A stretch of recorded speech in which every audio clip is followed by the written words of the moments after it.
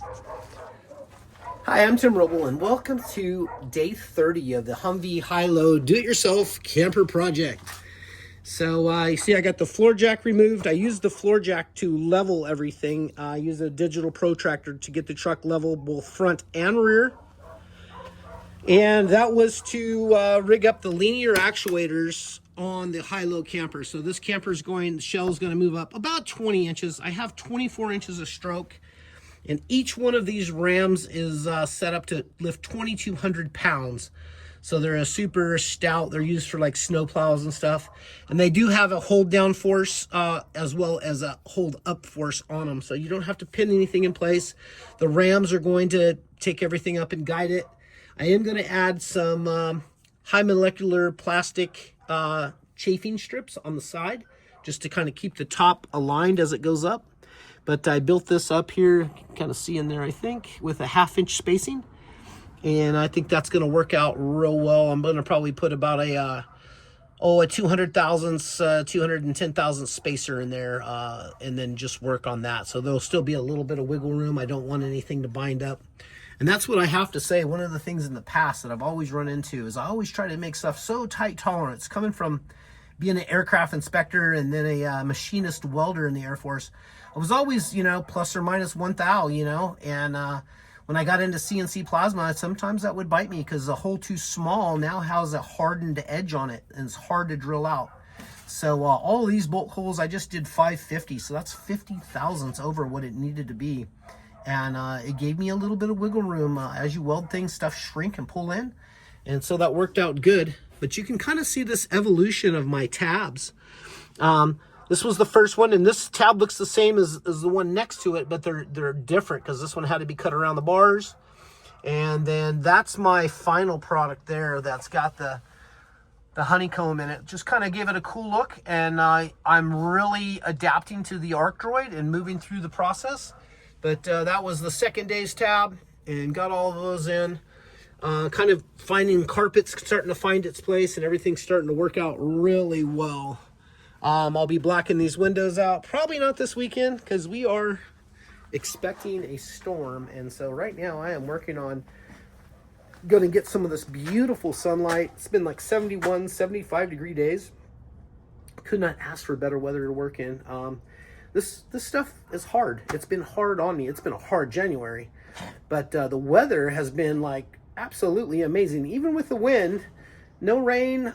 We had one rain on the 24th of December, and other than that, we've had nice days. It feels nice. I mean, this is working go time, and I'm so stoked to be out here building my vision and getting to see it come to life. So inside, this is what I ended up with for linear actuator mounts. I took that digital level. I leveled the truck front and rear, and then these I put in within 1/10 of 90 degrees. So they all should be running relatively true. But these are the mounts that's going to kind of get covered up with wood and paneling. I think these will be exposed back here just to kind of give it a cool rocket ship look. But that's what it is. I have talked about... you do things and then they don't come out exactly like you expect. Be able to take stuff apart and then cut it and modify it. So for instance, this door, since the last video, I took off. It's on barrel hinges. It just lifts off.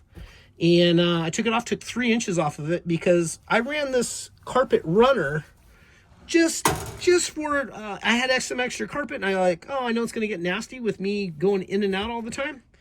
And I'm like, I actually like the runner. I can take that and shake it out, especially with dogs and dog hair. Another pro tip is this lighting. If you get this LED lighting in a roll, actually unroll it and string it out before you put it up, and then turn it on, because as you turn it on, it's actually warm to the touch. It's probably 95 or 100 degrees right there. But nice lights. It's going to go up on the tongue and groove around. Joel, which is one of my subscribers, thank you for commenting. He's like, you should put some insulation patches on that so you don't skin yourself. You are absolutely correct, buddy. I'm going to get some insulation in this thing in the next couple of days. My work in here is done right now. Why it's nice outside, I want to process wood. So that's that's where we're heading next. I'll show you that process. But the actuators are in. I think that's slick. You know, you never want that thing intruding in your space, but for what this is going to be, the top going up 24 inches, I think is going to be absolutely amazing. So you have to do a little forethinking. Ouch. Before you do this stuff. So I did the wood here in green, and I thought, man, that looks good because it kind of ties in with this rock that I put in. You can kind of see that little piece in there is already green for the shower drain. This whole back pan is the shower drain, and that should work out really well. But this is the processed wood, which was pallet wood off of Oscar Mike, which if you're not a follower or a subscriber, please like, subscribe, and comment. I would love to have you for this journey. But this was the pallet wood from Oscar Mike. And I like to build in a rustic style. So this is unicorn spit with 2X clear over it. And I like to work with this product. I do little details and stuff like add little different colors and chips. And it's not perfect, it's rustic. But if you want to shoot a screw in this, you shoot a screw in it. And you decide that's not a good spot for something, you pull it out and you just use a black Sharpie and it ends up looking like the pallet wood already is. Speaking of that, I wasn't sure how I wanted to wire up those switches, and I ended up looking and see if they had a switch panel that would accept those switches. They do not, or not one I could find. And so I didn't know if I wanted to do, it's a 20 amp switch. I didn't know if I wanted to do all 4 to 1 switch and take my chances. So I think I'm going to start with 1 switch, but I did a fuse panel or a switch panel for 4 switches. And since there wasn't a box, I thought I would just build something. I have wood laying around, something cool, and that's what turned out. That's the unicorn spit and the 2X clear. This took me about 15 minutes to make, and maybe another 2 or 3 minutes for the unicorn spit, and then taking trips back and forth all day, just putting coats. I think that's got about 5 coats of 2X clear.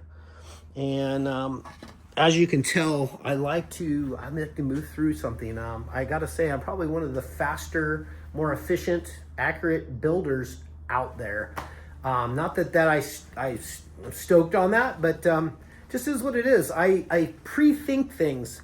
So for instance, the wood, I wanted the green because I wanted the transition, but I'm not, really like super stoked on green. Favorite color is orange, and I like that tequila sunrise mix. But it's just too much. So, this time I went with the brown carpet and, the natural looking sheepskin. And so this is to make up that lower portion. This has already got 1 coat of this 2X clear on it. As you're spraying this, it sinks in the wood. So I put a heavy coat, I let it 100% dry, and it's ready now for another coat. But you can see like some spots are shinier than others because the wood actually takes that stuff a little bit at a time. But if you put a super, super heavy coat and then just keep coming back and coating and not letting it dry, it'll just keep soaking it up, and you'll end up wasting a lot of product on that. But above the counter there, I wanted a nice transition. And so this is what the unicorn spit looks like raw. And it has no coat on it, no anything. But I started with the green because that'll come through that cabinet, transition from green to the brown, going into the tequila sunrise, I call it, into the red and the orange blends. And you put the stuff down, you just basically run a strip, spray it with a spray bottle, and start wiping it in with a brush. And, you can do cool transitions. I keep the brushes in water. It's easy to work with, easy to get off your fingers. It's nice. I guess I'll back up a little bit and talk about the DeWalt planer. I've had this for about 3 years. I processed some of the wood in Oscar Mike. This thing works really well. I did not know that it had reversible blades. So I had dulled the blades out on Oscar Mike running some oak through it, and it didn't like oak very much. But I bought another set. I pulled it apart, and I figured out you can flip the blades. So I flipped the blades, and I'm getting really nice product coming out of it. I mean, it's got a nice finish. I do take a torch and burn the wood to bring out the grain. But we can kind of see how dull all of that is right there. And we'll go over here with this chalky look. Try to get out of the sun here.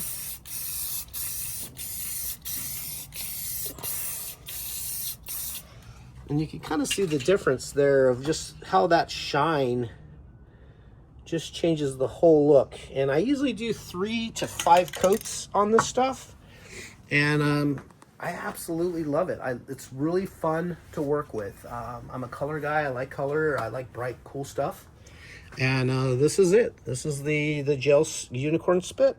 I'll put a link in the description. I'm an Amazon influencer, and I got a link for this stuff. That's really cool to work with. I got just about I bought the sample kit, and there's some cool colors up there. I really, it's fun to work with, and it's fun to bring that fun out of the wood. So questions, comments, something I missed that you may want to know. I'm in super drive mode right now, 12-hour day today for sure. Kind of want to get things squared up and ready to go, but I want to get an interior in this thing by tomorrow midday, and then have product in there for when it starts raining that I can go work and actually put stuff up in place. So I'll see if I can even get the cubic mini going, and I'll get that the linear actuators wired and get them up. So if you haven't liked and subscribed, please do. Please leave me a comment if you made it this long. I really appreciate each and every one of you guys. You guys got great ideas, and I don't always take them, but I listen and I weigh them. And thank you for being a great community of do-it-yourself builders or just following my journey. That's going to be it for now. I'm Tim Rubble, and I'll catch you here next time. What do you think about that, Katie?